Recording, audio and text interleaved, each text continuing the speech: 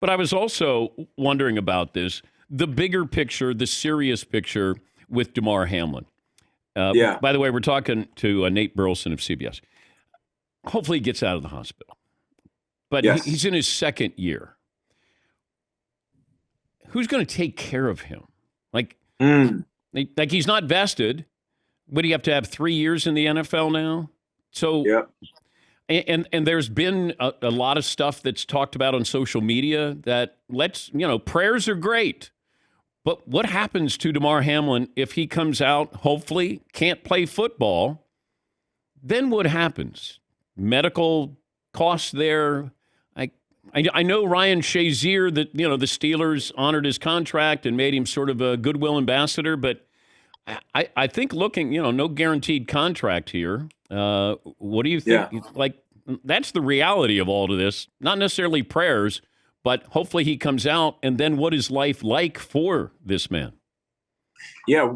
What if Damar Hamlin wasn't a guy that set up a GoFundMe for his charity and wasn't active in the community and didn't bring in the same type of money that he brought in? I think it's upwards to $6 or $7 million Yeah. that maybe he can lean on financially once he gets done. But what if he is a guy that didn't have that outpouring of support financially from all over the world?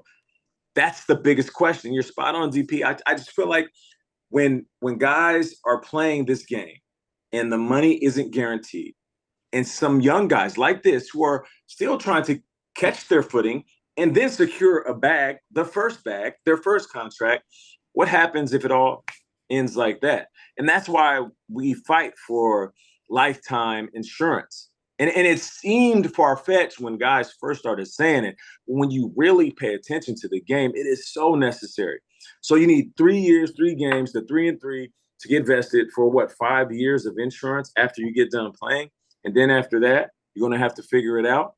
We play our whole lives playing football to try to make it to the league. I think we should be rewarded with the rest of our lives being protected in an insurance policy that can help us with all of the aches and pains. One of the first meetings I ever remembered in the NFL was somebody coming in and basically hitting us with all the stats. Listen, you're going to die earlier than guys your age that didn't play football because of the game. Most likely you will have arthritis before guys that you went to school with. And when it comes to major surgeries, whether it's a knee replacement, a hip replacement, you will be more likely to get those major procedures when it comes to you being done with football compared to guys your age.